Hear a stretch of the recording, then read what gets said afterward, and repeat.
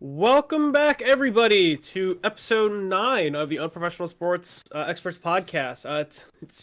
Fuck off, Sean. Today we got a pretty awesome show. Obviously, we're going to recap the championship weekend that was a pretty good one. Got a couple questions for Sean that are, honestly, they're pretty controversial, but I'm excited to hear his take on it. We're going to talk about the Jets and kind of their future, and then we will also talk about our unprofessional moment of the week. So, Sean, we'll get the intro going. We'll get going.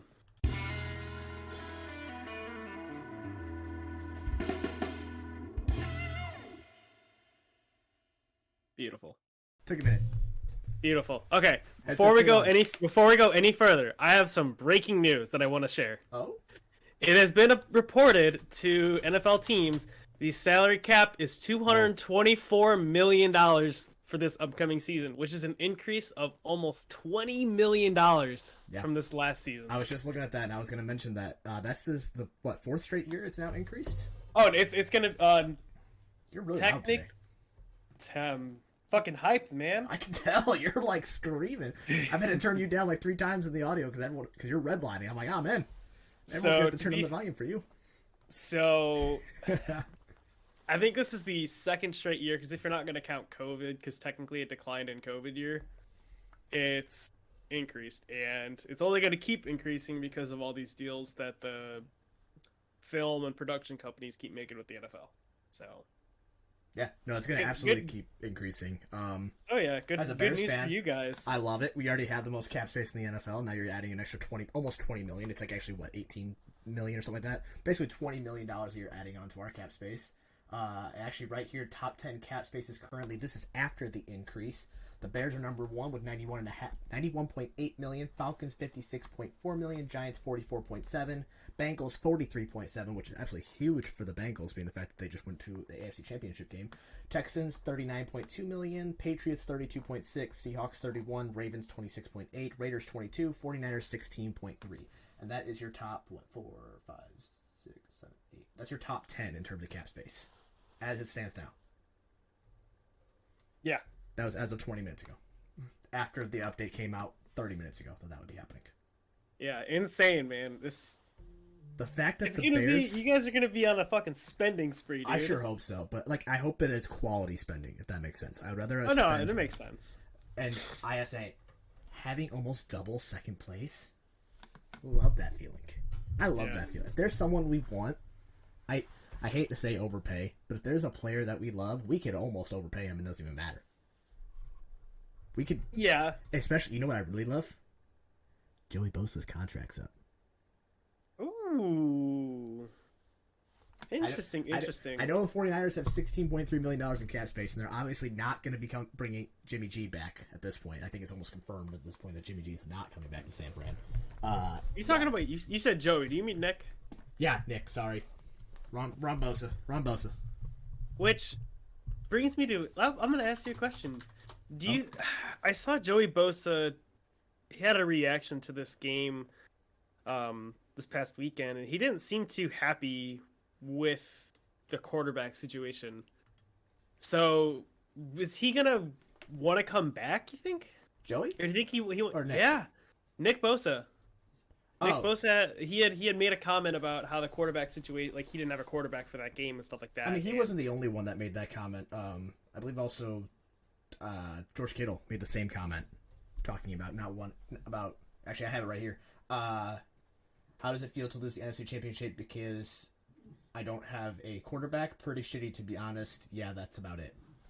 And you can't blame them. They just lost an absolutely massive game, and I guess it's kind of we'll roll this right into our recap here.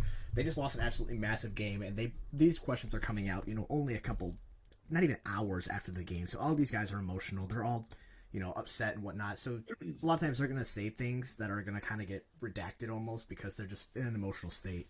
I didn't see anything about Nick Bosa saying that, but Joey Bosa, not Joey Bosa, rather. Sorry, I didn't see anything about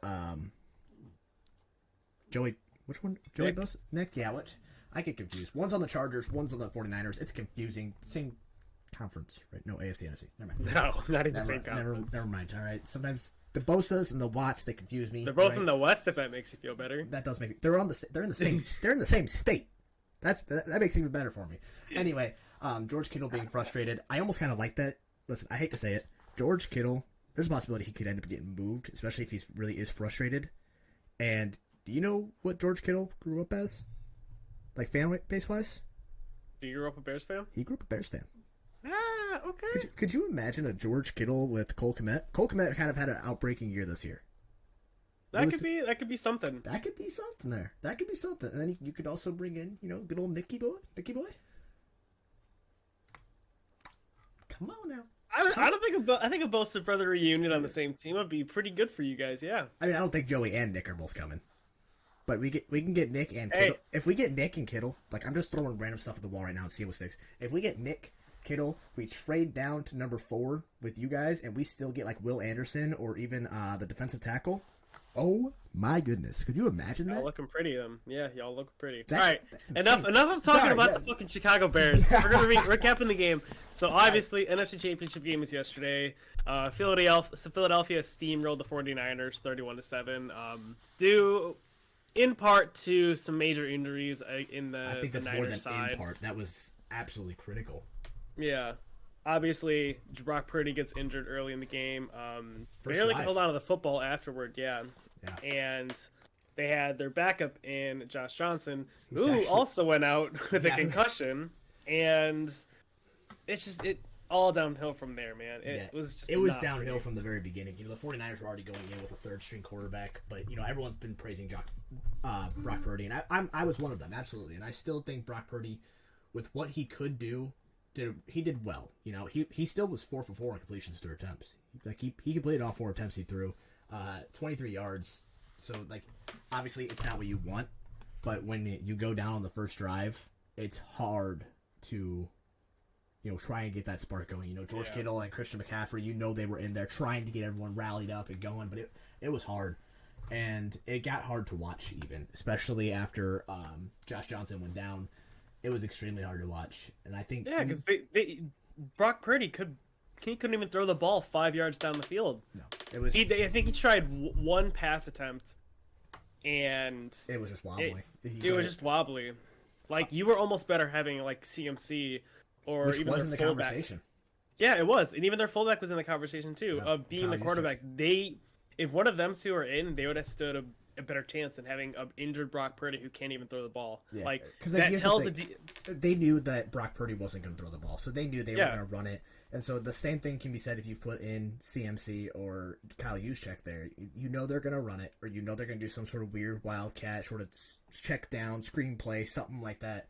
But, the 49ers were in a terrible position. Believe it or not, one thing that I will give them credit for, they were in that game until the final, 3 minutes of the second quarter? If I'm roughly about there, because at that point it was still 7-7, which was absolutely insane. 7-7 going into the second. No, it was 7-7 going into almost, because the 49ers didn't score until the second quarter. Yeah. So it was probably the last 5 minutes or so, and then 49ers took a long drive, and then a interception, if I'm not mistaken. Interception or fumble, one of the two happens, and then the 49ers score, or the Eagles scored yet again in almost within like a 3-minute span. And then going into the third quarter, it was already 21-7. Yeah, at that point you started losing it, and then you give up another touchdown early, and then the field goal late. It's absolutely crippling for them. But I mean, I will give them props. They were in that game for most of it until they weren't, and when they weren't, it got ugly, and then it got ugly quick, and it stayed ugly. Yeah, you want to talk about ugly? Only 164 yards of total offense for the Niners. 81 of that being rushing. 83 actually was passing, believe it or not. Time of possession only 22 minutes to 37. It got ugly, and I kind of thank the Eagles in a way for running the ball as much as they did, just because they made the game go by fast. Then. They did. And they realized, this team is crippled. They can't do anything. Let's just run the ball and we'll get this game done and over with. Yeah, it was very sort of a class. And I do not like the Eagles. All right, we'll talk about this later on in a week or two when we actually get closer to the Super Bowl and actually give our predictions. But I'm at the point where I don't want either one of these teams to win. Like, if we could have neither one of these teams win, I would like to know how, and that's how I would like the game to end. Yeah, there's not really much to say about the Eagles. They they faced an offense that had no quarterback. They didn't have a challenge. It was probably the easiest game, one of the easiest games of their season, and it came in the fact that it was the NFC Championship game. They just got lucky at the right time, I guess. Yeah. Speaking of the 49ers, since we're on this, I'm going to read off some of their key free agents we were kind of talking about earlier. They have offensive tackle Mike McGilly, quarterback Jimmy G, safety Jimmy Ward, who I think is going to get absolutely paid this year. He had an incredible year. Defensive end Charles I hate saying his name. Charles Amanua, offensive like Jake Brendelo, Robbie Gould, kicker. Deshaun Gibson, kicker or safety, defensive end Kerry Hyder, defensive end Samson Ibukam, a guard and a corner in Mosley. So they got some pretty key free agents coming up. I think the biggest one being that offensive tackle and Jimmy Ward. Those are two guys you're going to want to try and bring back. Especially, like I said, Jimmy Ward had an incredible year on a contract year, so you know he's going to be begging to get paid, and he's probably going to get paid. Yeah, it's the 49ers are going to have an interesting offseason. They've got, like I said, a lot of key free agents, and they have to figure out who their quarterback's going to be. Yeah, they've got a lot of questions. One of the other big things. Yeah. So, well, I mean, not much else to say about this game, so we'll move on to the Chiefs-Bengals game. Down to the wire, I don't know. We both predicted it was going to be a close game. You know, last team to have possession is going to win the game, which ultimately was the Kansas City Chiefs. And yet again, it was divided. It was decided by a field goal at the very last second. Yeah. Very questionable officiating during that game. There were some calls that maybe shouldn't have been called. It was very interesting. You know, that last play, there was that last couple drives where I was very starting to get frustrated. That kick return that the 49ers had that actually turned out to be a pretty decent one should have been redacted. You can literally see in the replay of it, there was an illegal block in the back at the 45-yard line. If you don't believe me, go watch it. The man literally was shoved in the back and fell down. The ref was right in front of him, didn't call it. On that last play where Patrick Mahomes was shoved out of bounds, do I believe that was unnecessary roughness? Yes, it was just a little bit late. On the same point, there was 3 holdings that never got called. You can go back and right before Patrick Mahomes scrambles out, there's 3 guys at 3 different places all being held very clearly right in front of the ref that yet again should have been called, should have been offsetting penalties and replay the third down. There was a lot of questionable calls. I don't agree with the PI that was late in the game. There was just... It very much seemed like the refs were trying to give them the game. Now, don't get me wrong. Bengals had their opportunity to win this game. They absolutely had their opportunities, and they just couldn't capitalize on them. And so even the head coach said that. So you can't completely blame the refs, even though it did look very bad late in the game.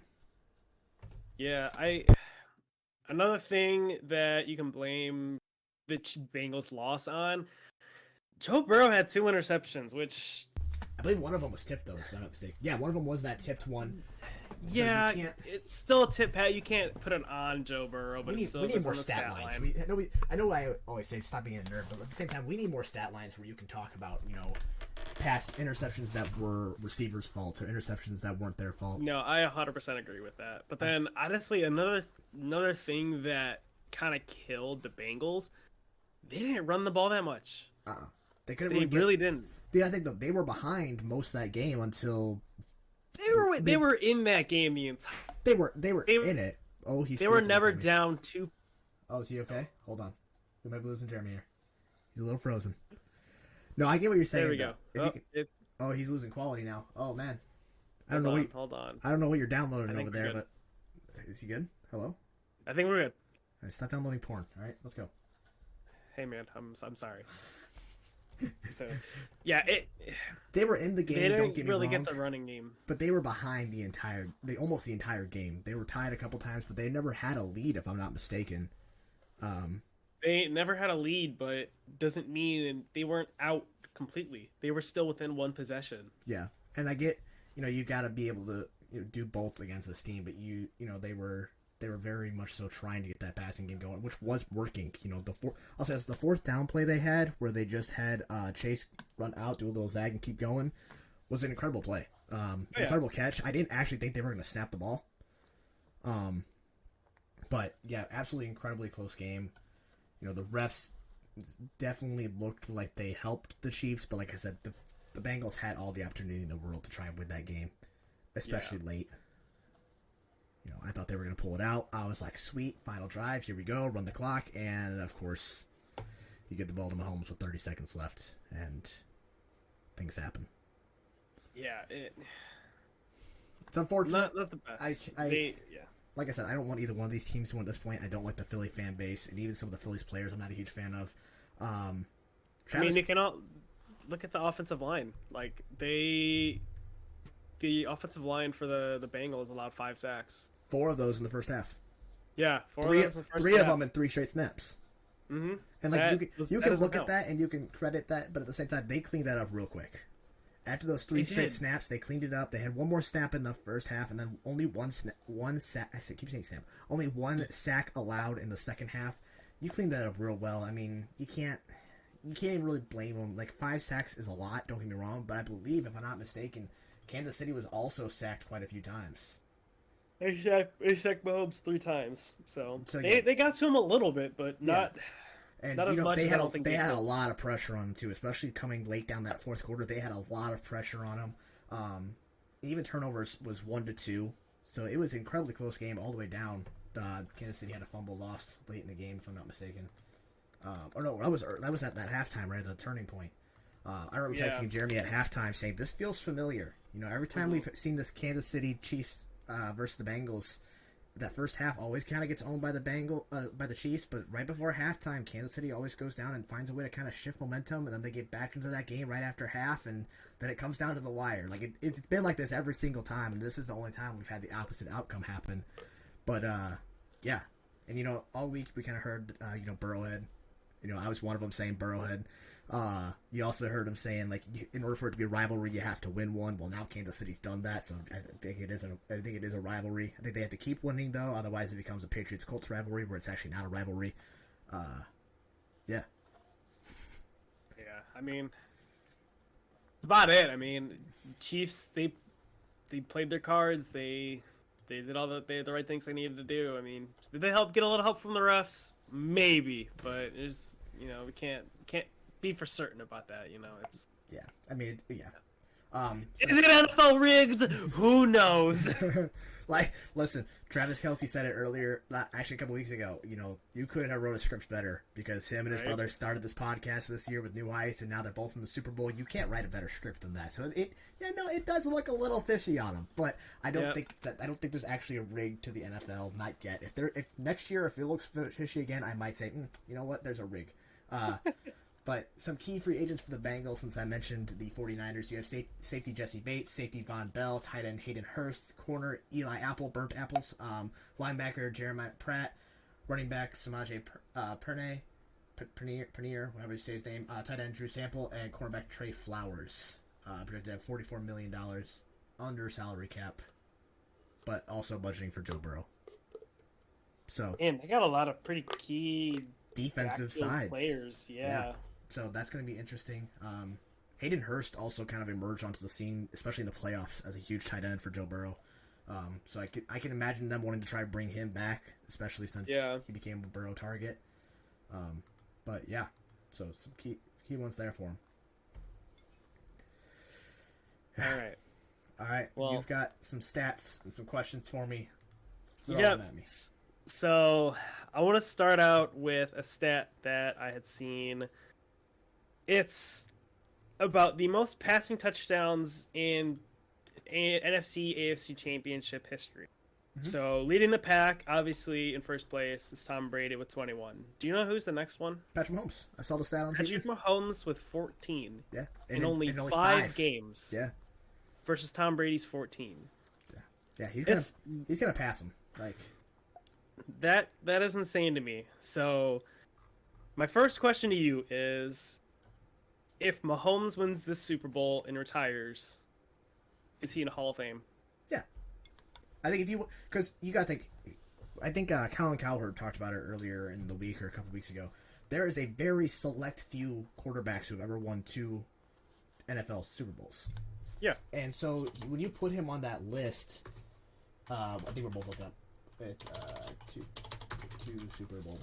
And when you put him on that list, it's a very elite list. Yeah, 2 Mannings, a Brady, Elway, Bradshaw, Montana, Very, very few, and it's those top tier, best of the best names too. Yeah. So when you're talking like that, you gotta at least put him in the conversation. He's breaking stats. He holds the NFL record for most passing yards in a single, all-purpose yards in a single season. Rather, I think if he retires right now, he absolutely is in the Hall of Fame. And he's one of the very few that you can say that. Follow up, first round or first ballot? Yeah. Why not? First ballot? Yeah. Yeah. Okay. Like absolutely. So next question. Yeah. So, in the span of 5 years, oh, my dog's trying to jump on my lap. So in the span of the 5 years Mahomes has been in the NFL, he has one Super Bowl win, possibly two, possibly about to win a second MVP, 5 straight AFC Championship appearances. Yep. Is this 5 year span better than any quarterback any player has ever had in NFL history? That's a tough question, isn't it? The best. You really have to think about it. By any quarterback, by any player, or any quarterback. I guess we'll do any quarterback just because you can't really say any player because obviously different positions, different stats, blah blah blah blah. I'm gonna say no, just because I think. Don't get me wrong, 5 is impressive, but you got to think Tom Brady won the Super Bowl in 2002, 2004, 2005. Then he won again. He won the Super Bowl in 2005, 2007, 2015, 2017, 2019, and then again in 21. So of the 7 rings he's won, 3 of them were in a 3-year span. 2 of them were back to back, and then he's won 4 within a 6-year period. So, as impressive as it is, making it to the AFC Championship 5 times is awesome. Making it to the Super Bowl, this is his 3rd Super Bowl appearance. He's won it once. He's on, could be knocking on number 2. 2 MVPs. I still think Brady had that better 5 years, and I'm sure there's more out there that have had incredible 5 years, especially if you go way back to the early stats of the NFL, where there was only 6 teams in the NFL or something like that. I'm sure there are great players that have had 5 straight years that were absolutely incredible, but I think Brady has still done it better. I think, that's kind of where I stand. I think Brady has done it. He's done it more, and like I said, 4 rings in 6 years is absolutely incredible. Doing 3 rings in 5 years, especially when he was very young on that first one he won, and then doing 2 of them back to back, again, absolutely incredible, almost unheard of. And going back to back is already unheard of, but winning back to back is even more incredible. So, do I think it's been an incredible 5 years? Absolutely. This is a dynasty team in my mind. Especially if they win this year, this is a dynasty-like team. But I don't think it's the best 5-year period we've seen by a single player. Okay. I can respect that answer. Yeah, I mean, I can respect there's a reason why he's the baby GOAT and not the GOAT. You think he's gonna be the GOAT by the end of his career? You think he could steal that mantle? I think he could. I think absolutely. You think so? I think he absolutely could. Like I said, if he wins this Super Bowl, you're already putting him in elite. You're putting him in with the elite talents of the NFL in the quarterback position, and the fact that he's only 27, if he can have longevity. Now, longevity is probably going to be the only thing that might stop him, just because when you have players who are Hall of Famers and are potential GOATs. You talk about. Unfortunately, you talk about Rodgers, you talk about Brady, you talk about Manning. They weren't those mobile quarterbacks, so they were in the league for a long time. We see a lot of these mobile quarterbacks getting more hurt, so the question of longevity is going to be the biggest factor, I think. I think if he can play like an 18 seasons, I think absolutely he can pass Brady. I think it's... So to be fair, Mahomes isn't... I'm not going to... He's not a mobile first quarterback. He has the ability to. He obviously wants to use his arm first and get the passes down. Now he but does. Whenever in the crunch time, because whenever he was first brought in his first 2 seasons, he was a mobile first quarterback. Yeah. He ran first the ball, and then I think it was the Super Bowl when he was just being Absolutely obliterated by Tampa Bay's defense. That's when he switched over and he realized, hey, I can't be a mobile first quarterback. I have to sit in my pocket, look at my reads first, and then if nothing's there, then take off. Which is absolutely incredible. That's exactly how you want your quarterback to be. You want him to make his reads, or when pressure gets on him, you have to move. But those first 3 years, we're going to see, I guess, this new wave of quarterbacks that we've seen that really kind of started with Mahomes and Lamar. We're going to see how much longevity they're going to have, and that's going to be crucial on the fact of if any of them become GOAT or GOAT-like level players. Yep. So, excuse me. Yeah, absolutely. I think that's going to make a huge factor. But like those first 3 years, we're going to see, does that have much of an effect, or is it these later years with him calming down and staying in the pocket? Will that have a better effect on him? But yeah, that's I definitely could see him passing Brady. It's just a question of the longevity of if he can do it. Time out, man. What do you got? Look at my fucking dog. He's just chilling here next to me, like standing up on two legs, man. What up, Clark? Mama not home to give you treats. Yeah, Mama's not home to give you love, so you gotta attack Daddy. I get it. Right. All right. So moving on. Do you have any? Well, you had a question for me. I do have a question for you. All right. So this was right. proposed on a podcast that I listened to. I've mentioned it a few times. The New Heights podcast with the Kelsey brothers. First off, I want to say congratulations to both Kelsey brothers for making it to the Super Bowl. I believe Jason, right after the game, said, "Well, I'm not a Kansas City Chiefs fan for the next couple weeks." So, Yep. Congrats to both of them, Mama Kelsey and Dada Kelsey. I hope you guys figure out which son you're rooting for. You'll probably be happy for both sons no matter what. But absolutely, congratulations to both of those. I think this is one of the very few times it's ever happened, if I'm not mistaken, where brothers are facing each other in the Super Bowl. Very first time player Player-wise. brothers have faced. The Yes, we only had other the time I Harbaughs. think is the Harbaughs Bowl. So first, this is absolutely incredible. Both of them outstanding players. You know, they both deserve all the praise in the world. You know, Travis Kelce, the best tight end in the league, and Jason Kelce, one of the longest running centers and one of the best centers, especially, you know, being the guy that does those QB sneaks. You know, 92% of the time, it works every time. But my question to you is proposed to them: if you could remove any one NFL rule and replace it with another NFL rule, what would it be? So you can remove any rule.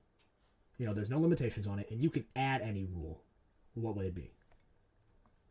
Damn. Yeah. That's a tough one. Mm-hmm. I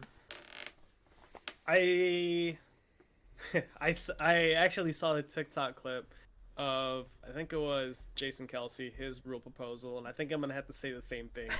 Adding one fight per game. That was Travis. Travis. Travis. I fucking love that rule. Yeah. Like, if it's in hockey, like, they're padded up, man. Yeah. Who really cares? Like, it's not gonna do him any damage. People in hockey do it all the time. Give them one fight per game, and give them. I don't even know if you could, like, what penalty could you do? Just do a 15-yard penalty or something? I mean, it'd be offsetting penalties because both players are I fighting. guess it would be offsetting. Yeah. Yeah. That's how I would run it. I would run it as offsetting penalties. Replay it down. Yeah, that'd be so much fun. That'd be so entertaining as well. And it always gives a spark too. If you ever watch hockey, it always gives a spark to the. Oh yeah, the crowd loves that shit. Oh yeah, absolutely they do. What is going on? As far as the rule taking away, it's a hard one. Like, you know, you could always say, "Oh, I want to get rid of pass interference." Maybe I would modify pass interference to make it the 15-yard, like in college, instead of it being a spot foul. Because I think it being a spot foul is, I think it's way too much. It bails out teams way too often. You know, they're at their own 45-yard line and they chuck it downfield at the 5-yard line. Pass interference, spot of the foul. It's a 50-yard gain right there, just off of a penalty. Yeah, and they go and score, win the game. I think that's. You know, you could say, "Oh, play better defense." You know, don't cause pass interference and shit. But make it a 15-yard penalty, automatic first down. I think that's plenty. Yeah, I kind of agree with that. You know, it's one of those things. Like, there are different rules between college and the NFL. That some of them might like college more, some of them might like the NFL rule more. Like, I like for college level, I love only 1 foot in bounds. For NFL level, absolutely, I love 2 foot in bounds. It just shows an advancement in between the plays. But no, I agree. I like those. I like getting rid of the. I like changing the offensive pass interference or defensive pass interference, and I like adding in the fights thing. I think that's fun. Yeah, I think the only fouls that should be spot fouls are like a personal foul for maybe like a face masking or maybe like a horse collar tackle, just because those affect player safety, or maybe Horse even collar like. tackle, man, I haven't heard that penalty called in a long time. I know I haven't heard a horse collar tackle in a long time. You don't see the players with the big pads on the back anymore. You don't see that anymore. Yeah. Or maybe like a helmet to helmet, you know, down the field. Those are the only plays I think should warrant a spot penalty. But looks like Sean's. I'm reading something. I saw an NFL rumor thing, and I just wanted to make sure it wasn't anything great. It was about Kaepernick's playoff jersey selling for $40,000. The fuck? Yeah, random from 2013. I just hit the auction block, and I guess it's expected to sell for $40K according to TMZ. That is a really random thing, honestly. Yeah. I'm gonna throw my what I would like to remove. I want to remove the overtime rules from playoffs that they added. I hate them. I know we haven't seen them. To be fair, though, we haven't seen them. Yeah, I know. I already hate it though. Listen, part of the thing is I get you. I get what you're saying of like, well, both teams should get the whatever, but then it's just gonna keep going on. Like at some point, it's just gonna keep going on, and you're gonna be like, well, my team didn't get to touch the ball for they got a touchdown, and then we got a touchdown, but then they got a touchdown, the game over. Why can't I respond again? No. If you want to do it that way, you do it by the college rules. That's how I see it. I think a lot of people would rather see it as the college rules, where it's just like a shootout actually, and not those. I would think that would be the only exception that I would like. Yeah, but that's the only that's what I would add. Is if you're going to take it away, I would remove and then do the college rules. The college rules are it's a lot. Don't get me wrong, but it's basically at the end of regulation. What happens is both teams possess the ball at the 20-yard line, and obviously you have first and 10, second and 10, third and 10, fourth and 10, and then you have opportunities to get a touchdown. If you get a touchdown, then the other team gets a touchdown. Then they move the ball forward more. It's a very that's the most even way to do it if you want to do it at an even way. Otherwise, and I hate it. I hate it. That's about all there is to it. That's fair enough. I can respect that. Yeah. So, all right. Well, moving on to, we're gonna talk about the Jets here. They're in an interesting place. They are. We mentioned it briefly with a couple times, so we kind of teased on it. And maybe we need to get on these a little bit sooner when these are actually hot topics and being talked about more. But we talked about Zach Wilson was supposedly a toxic in the locker room. He was showing up late. He wasn't focused. He was messing around this and that, and it seemed like it was a real bad look on Zach Wilson. And then multiple sources came out contradicting that source that said, no, he's not like that. He's the first one in. He's a hard worker. He's this, he's that. And so it was like, okay, well, maybe this isn't Zach Wilson. And then the head coach comes out a few days ago and says, hey, we will be looking for a veteran quarterback in this offseason. Maybe Jimmy G goes to the Jets. Maybe Tom Brady goes to the Jets. Maybe, so there, because everyone always says, quarterback away. Denver was the big one, and now it's the Jets are the big one. So they're in a very interesting place because I'm not sure if they're quite ready to move on from Zach Wilson, especially since they have that young contract on him, that rookie contract still. But it does seem like it seems like the Zach Wilson experiment might not have worked out that well. Not as much as they hoped. I think one of the biggest things that affected Zach Wilson, he didn't really have a big veteran presence in the quarterback room. He had Joe Flacco. Hold on, Joe Flacco? What? What do you mean? He had Joe Flacco, but I know he came in late, but the man's he's 38 years old. I know he had Joe Flacco as his veteran presence, but did it really work too much? Yeah, Joe. I think that's kind of what they tried to bring Joe Flacco in, was to be that veteran presence. Yeah, but obviously it didn't work out too well. Yeah, but there was a whole bunch. Zach Wilson still had the locker room divided. Yeah, that's not, especially being in the quarterback position. You're supposed to be the one that's supposed to hold the offense and the defense. You're supposed to be that person that brings everybody together. Although he just didn't seem he had that it factor. Yeah, and I get what you're saying there, but I think it's also hard. When you've got fans, calling for a change at this position or at that position, and when you've got people screaming Mike White and wearing Mike White jerseys. I couldn't think of his name. I had to Google it real fast. When wearing those jerseys, it makes it hard to try and keep the locker room together and united. And so that's another question you have to bring in is, do you keep Mike White? Does Mike White stay and be the quarterback? Or are you looking for something else? Because, they talked about wanting that veteran presence. Well, you got Joe Flacco. I know Joe Flacco isn't the most amazing quarterback in the league, but, the guy's done it for 15 years. He's been in the league 15 years, Yeah. So the Jets' options at quarterback, they're going to be Tom Brady, Aaron Rodgers, Lamar Jackson, Jimmy G, I guess you can throw in there. Derek Carr, technically. Yeah. If you really want to go that route. Yeah, Derek Carr. They've got quite a few options. Mm-hmm. If you want, you got a couple different outcomes. If you're gonna go with either Aaron Rodgers or Tom Brady, that's a win now. Either this year, even calling next year is a bit of a stretch because we don't know what Tom Brady's going to be like next year, like the year after, and even Rodgers, you know.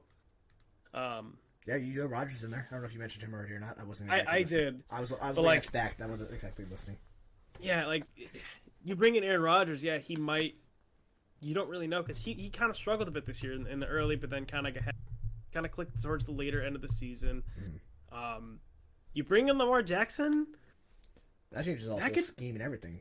It does, because now you've got a proven quarterback who's won an MVP into your system, but coming off the MCL and stuff like that, and will you be willing to pay Lamar Jackson what he wants? And the question is, was Lamar really injured, or did he bench himself? That's the other thing. Because he wanted to say "screw you" to the Ravens and say, you need me, and let me show you need me. It's playoff time, and you need me out there. You don't want to pay me. Yeah. Oh well. Did we talk about the proposed contract to Lamar on this podcast, or did we just? I think we mentioned it. It was like $130 million or something. $133 million. Yeah, that's. From Lamar, that's a joke to me. Like that's not terrible though. That's disrespectful. You gotta think Mahomes is $144 million. You're only talking $11 million less, and he's not Mahomes. Yeah, but Mahomes got paid 2 years ago. Yeah. Now you had Deshaun Watson, who got paid the $240-something million fully guaranteed. Yeah, that's in his same division. Yeah, like he's gonna want a deal. No one's giving that deal. To that. Yeah, but nobody's gonna give that deal because that's just a shit ton of money. That's a stupid deal that the Browns probably should have never made, but they were all in on this guy, and we'll see next year more likely how it's gonna play out more than this year. But I've got a little question I want to propose to you. Shoot it. Let's go. Joe Flacco, Hall of Fame or no? If you want some career stats, he's got a 61.6 completion percentage, 42,320 yards. Let's see, what is this? His longest in his entire career was 95 yards. He's thrown 232 touchdowns to 147 interceptions. Yeah, his QB rating throughout his entire career is 84.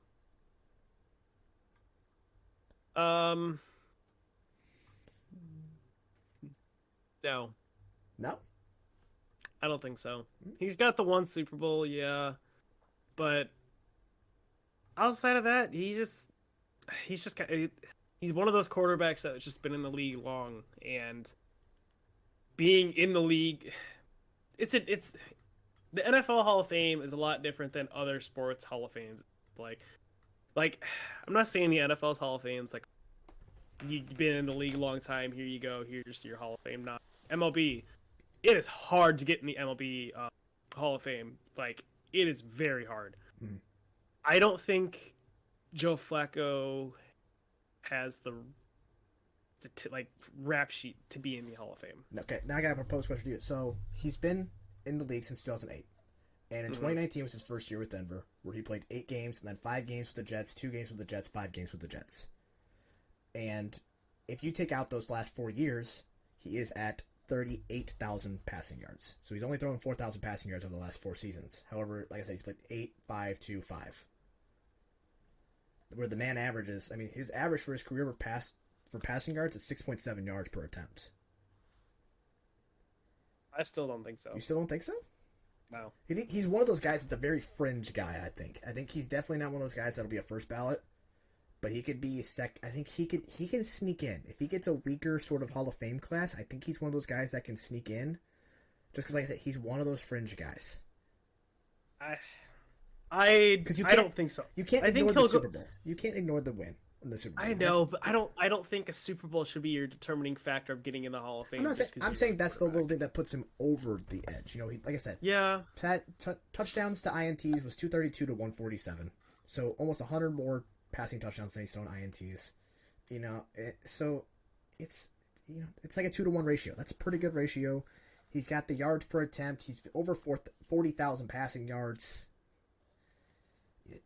61% completion percentage. That's about average. So, like, there's stats that you look at that are average, and there's stats that you look at that are a little bit above average. So, I'll propose this to you. Mm-hmm. So, I'm going to compare the two quarterbacks that came out of the 2008 draft class. Do you know who Matt Ryan, they right? are? Matt Ryan, yes. I would put Matt Ryan over Who the fuck are we talking about? Joe Joe Flacco. Flacco. Exactly. That's why he shouldn't be in the Hall of Fame. No, Matt Ryan. He's done more, and he has more. Like his statistics are a lot better. He'll be in the Hall of Fame. I think Matt Ryan will get in the Hall of Fame, but not Joe Flacco. You think Matt Ryan gets in? 62,000 pass yards, 381 touchdowns. That's a lot better. Like that's pretty drastically better than Joe Flacco's. Well, I'm not saying Matt Ryan's not going to get in. I think Joe Flacco's one of those guys that is, like I said, he's a very fringe because he never was the exceptional quarterback. Does Joe Flacco have an MVP? I don't think so. No. I don't even think he was Super Bowl MVP. That was Ray Lewis, wasn't it? Yes, it was Ray. Yeah, no. Joe Flacco doesn't have any MVPs, but Matt Ryan does. So, and I think what was it? What? He had a 10-year span really of being a starter like NFL quarterback. It's not terrible. I don't think it's not terrible. I don't think that's long enough for him to be considered in the Hall of Fame. I mean, technically, if you want to be technical here, Matt Ryan should have been a starting quarterback after 2019, which is the same year that Joe Flacco went down. Yeah, but he still was. Like, I won't even include this season from the Colts. He was, but he really probably shouldn't have been, if we're being honest here. Yeah, I don't know. He still was though. And you can't actually take it from him, but at the same time, you kind of want to take that from him. Yeah, no, Joe Flacco is one of those very interesting guys, and whether or not he's going to be or not, I think he's like I said, it's one of those things where if he makes it in, it's because he's in a weaker Hall of Fame class and it's a second or third ballot guy. But I don't. He's gonna have to be in like the weakest of the weak, like. I guess I don't know. That's my opinion. We'll find out in a couple of years, I guess. I mean, that depends on when he retires. Yeah. Yeah. But yeah. I thought I had something else for you because we're actually short on time. We still got 15 minutes we're supposed to talk here. I mean, if we have a bit of a shorter episode, it's. I thought I had something for you though outside of Joe Flacco. That's a good question. I don't know. Oh, that's what I wanted to talk about. So after the 49ers lost yesterday, it seems very, very likely that the 49ers defensive coordinator is going to Texas to be the head coach. Mm-hmm. I'm hearing things that a deal could be done by Tuesday or Wednesday. So by the time this gets posted, it could be done today or it could be done tomorrow. He basically just needs to get his affairs in line with the 49ers and then get the contract they want, and that deal is done. Also, an NFL rumor, Tom Brady most likely not going to Miami. I'm hearing that very heavily, that Miami is all in on Tua. And I guess at that point, it just depends if Tua is healthy enough to go. And if Tua's... True, because I did see a thing. Tua he's still in concussion protocol. Yeah, he's still in the concussion protocol, which that. Month and a half in the concussion protocol? Yeah, that's not saying. That's not a good sign. Not good sign at all. Yeah. I'm trying to see if I can find anything on Tua, but it seems as though that Miami is sticking with Tua. They are not going to be pursuing Tom Brady. So that brings the question, Tom Brady, if he returns, where does he go? Because like I said, I don't see him going to the Bucs. And I could see maybe the argument for the 49ers still. Just because, like, with all especially now with their whole quarterback situation, maybe. I can still see an argument for the Raiders. I can still, because they have Josh Jacobs, Devontae Adams, Darren Waller. They've got weapons for him. Offense could use a little bit of work, but they've got weapons for him. They've got a decent they've got a good defense. They're not the best defense in the world, but they've got a good defense. I could see an argument there. I could see an argument for the Raiders. I could see the Jets trying to get him. I don't see him going back to New England at all. Another one I saw, possibly Tennessee. Oh. Yeah, but I've seen some stuff about Tennessee as well. Because they have their own questions at quarterback, you know. A year I can't even think of his name right now. Ryan Tannehill. There you go. right? Like not the best quarterback. He's just kind of there to hand the ball off to Derrick Henry. Yeah. But would Tom Brady want to go to Tennessee? Because Tennessee doesn't even have any proven receivers, and their offense is shaky outside of Derrick Henry.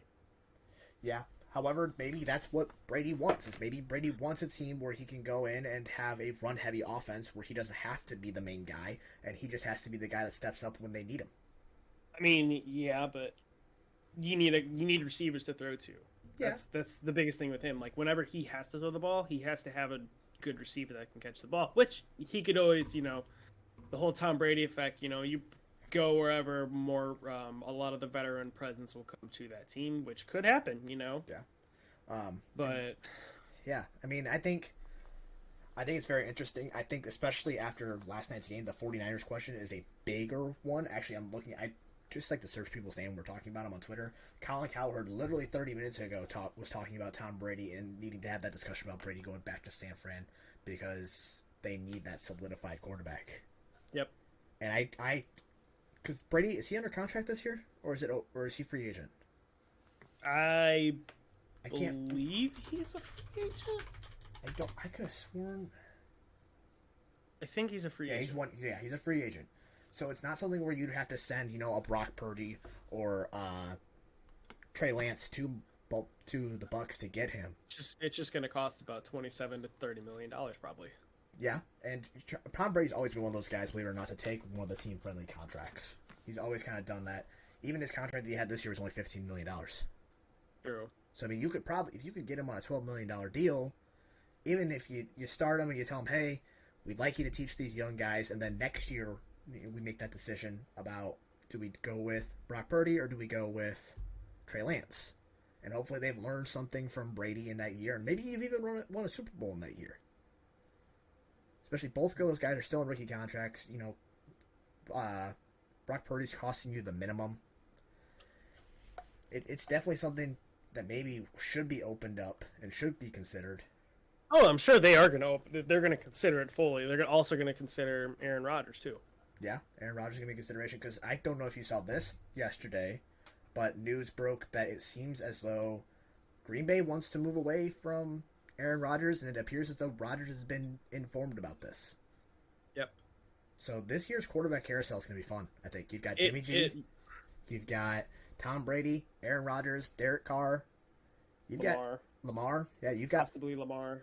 Yeah, so that's all going to be a big question mark. But you've got 5 elite quarterbacks. I'm still calling Jimmy G elite. He's good enough to be able to make a team. He's good enough where if you put him on that Jets are going to make the playoffs next year.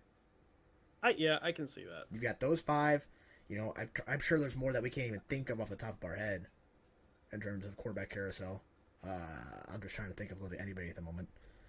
And those are the biggest names, honestly. I think so too. And you've got teams that are looking for this year's quarterbacks. Like I said, going to be interesting. It seems as though Carolina is now all in on a first round number 1 overall pick with Frank Reich being there. It looks like they're trying to get the number 1. Houston's going to want number 1. The Colts are going to want number 1. There's going to be a lot of teams that are going to want to do something at the quarterback position. And with sort of the finite amount of quarterbacks that are worth taking in the first round, there really only being 3 of them. Especially now that Samson Bennett just got arrested in Florida. I don't know if you saw that or not. Dude, he got arrested for public intoxication. That's not going to hurt his draft.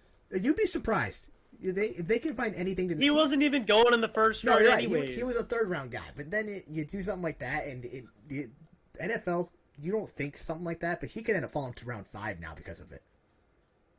And so could be the next Tom Brady falls deep in the draft and just becomes the next... Yeah, but Tom Brady was never even looked at as a third-rounder.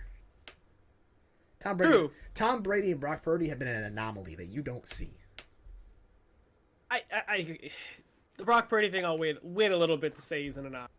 Yeah, I definitely like what I've seen from him. I hear your dog talking to you, but yeah, it's a very interesting conversations we have with the quarterback position because, like I said, especially those teams that feel like they're close. Maybe the 49ers say we don't even want Brady, but we want to trade up and get someone else. Maybe the 49ers get in their conversations. They don't have... No, there's no way they do that. Maybe you never know. There's no way they're gonna have 3 rookie quarterbacks on their fucking roster. You're right. They won't. They'll end up trading 1 or 2 of them. They'll reevaluate and they say, okay, we're gonna run with Lance or we're gonna run with Purdy, and they're gonna take a gamble. There are so many question marks to be had this offseason when it comes to quarterbacks that it's kind of insane. I hope that wasn't too loud when I just did on the mic. Nah, you're good, man. Okay, that wasn't too loud. Good, because that sounded loud through my headphones. But all right, well, let's move on to the unprofessional moment of the week. You want to go first? no, because I don't have anything ready. Oh, oh shit. Okay. So, my unprofessional moment of the week. So during last night's game, we all saw the final penalty by Joseph Osai when he pushed Mahomes as he was already out of bounds. So as the Bengals were walking back into their locker room, some of the Bengals defenders were like basically shitting on him, saying like, "This is my last season, man. Why the fuck you touch the quarterback?" And I gotta feel bad. I feel bad for him, man. He's 22 years old. You know, in accidents happen. You know, it happens. And he was biggest stages. He was super emotional on the sideline. The guy that kept panning to, I don't know if anyone actually noticed, it was him. And you feel bad for the guy because it wasn't. It's so I can't really give it to him. I give it to the teammates that were saying stuff like that, and I could be saying that's what I'm giving it to the teammates instead of to him. Like, you're not supposed to shit on your teammate, especially during that time. You're supposed to be there for your teammate and console him and say, hey, it could have happened to anybody. It could have happened to me. Accidents happen. Don't let this bring you down, man. The Bengals will be back. Oh yeah, they're a very young team. They're gonna be back, and Burrow. I think Burrow's gonna end up having that Brady effect, where he's gonna bring in greatness because everyone's gonna want to play with Burrow. He's exactly. Tony Romo was really upsetting me yesterday. He was making a lot of stupid announcements and saying stupid things like over the shoulder pass. No, that was a high point pass. Like, come on, you were in the league. He's going down on my rankings that I just gave 2 weeks ago. But yeah, no, absolutely. And like sticking with that same game and sticking actually with the same team, my unprofessional moment of the week goes to Eli Apple. His Twitter rants, his Twitter explosions. Yes. As soon as I looked it up, I was like, wait a second, I know exactly where I'm going here. It's going to Eli Apple. I mean, you talk that much stuff and then get absolutely burned multiple times. I don't know. You deserve the heat that you're getting. I don't know what his stat line was this week. Not the best. He had 6 combined tackles, 1 assisted. I'm trying to find more in-depth stats. Come on, give me this real fast. Okay, maybe I'll find it. Here we go. This game's... I don't know. I can't find anything right now. Oh, God. I'm literally only seeing tackles. I want more than that, though. Come on. So, did you see Brittany Mahomes' tweet? No. What'd she tweet? Brittany Mahomes tweeted Cancun on 3. Listen, she's been quiet, but I like that. Good for her. She has been quiet, but they got a little rowdy last. I saw a couple TikTok clips. Yeah, Travis Kelce coming in saying Burrow had my ass, and then calling the mayor of Cincinnati a jabroni. Yeah, straight up taking it from The Rock. As soon as I heard it, my parents were both like, "What? What was that all about?" And I was like, "Well, mayor of Cincinnati was also calling it Burrowhead, so." Know your role and know your role and shut your mouth, you jabroni. So I think The Rock said it a little bit better, but Travis Kelce was there with the references yesterday. He was on there. Yeah, he was on one. I love that for him. But my professional definitely goes to definitely without a doubt goes to Eli. You can't be talking that much crap and then not perform very well. He got burned quite a few times. Yeah, so I want to throw in a bit of an honorable mention one here. Did you see before the Niners-Eagles game with Joey Bosa? With Joey Bosa? With Joey Bosa. No. So Joey Bosa was dressed up in a bunch of 49ers gear, obviously there to represent and show support for his brother. So before the game, as they were walking into the stadium, he was getting heckled by Eagles fans, basically saying like, "Oh, what time's your game today?" And like giving him shit because obviously they didn't make it far in the playoffs. Yeah. And he was chirping back and saying like, "Oh, I'm fucking rich and you're poor," and this and stuff like that. It's like, listen, I support chirping back. I get it that they're fans and sometimes you get hate. Like the players, I am not the exception to this. I heckle players all the time. All right, especially I do too. If I'm in the outfield of the Cubs, we're called the bleacher bums. We're the worst fans in baseball for a reason, all right? So trust me, I'm out there heckling them too. I still remember one game we went to where we kept I can't remember who it was, but it was the right fielder for one of the teams we went to who thought It was a Braves. Was it a Braves? He thought it was third. Not the Braves. Brewers. But yeah, he thought it was out number 3 and started running back to the dugout. He heard it the entire game. AAA doesn't even want you AA. So trust me, I get it. But when they respond, it's never like a good response. It's always like, I'm rich, you're poor. Like, okay, how about you actually just? I'm like, I know I'm coming at you with stuff like actually critiquing your game and stuff like that, but come at me and like do something a little bit better than that. So like, I get the honorable mention. I get like, trust me, I have no problem with them chirping back. I love when they chirp back, but actually like chirp back if that makes sense. Like, duh, you're rich, I'm poor. Like, you're in the NFL. Congratulations. Do you want a Captain Obvious sticker? Like, what do you want for that? That's how I feel about players chirping, though. I love player chirping. I think it's absolutely deserved. I think we talked about earlier, picking a fight. I saw someone say that their rule that they would make is they would make it so that way once a year, every player can pick one fan out from the crowd and fight them. And so like it kind of goes back to the chirping. So obviously they're gonna pick the biggest chirper and like, all right, come on down, let's fight or whatever. But like, yeah, no, I absolutely I love it. Them chirping back, but just chirp back a little bit better, I guess. Like your chirps aren't quite there. I know you hear better chirps than that, so just repeat some of them. Like, yeah. But yeah, I think that does it for today's show, doesn't it? That's what it looks like. Yeah, I'm not seeing nothing else on the docket. No, I'm not seeing a whole lot of stuff as far as like breaking news or anything right now. Nothing breaking yet. It's kind of quiet day out here for the Twitter. As far as news, yeah. Yeah, it's kind of disappointing. I'm not gonna lie. Yep. But all right, so that's gonna wrap up today's show. We hope you guys enjoyed. Make sure you follow us on all social media: TikTok, Instagram, Twitter, Spotify, iHeartRadio. We're not on Apple Radio yet, but our Apple Podcast. We're working on getting an Apple Podcast. We're working on getting the TikTok going and the Instagram. Love the dog. Yeah. Until then, actually, you know what? Hold on. I'm gonna make a little poll for you guys. If you made it this far, tag us on Twitter or Instagram or wherever you see this. Even if you're on Spotify listening, I'll try and add a poll. What would be the one rule that you would remove from the NFL? I want to pose that to the fan. Anyone who's listening, tag us in whatever social media you're on. What would be the one rule that you would remove from the NFL? You got anything else to add? I feel like that's a pretty... that's about it, man. You know, not a bit of a shorter episode, but... Not too much. We're 53 minutes. We went over like 10 minutes last time, so we're good. Evens out. Yeah. All right, but until then, we will see you guys next time. Adios. See ya.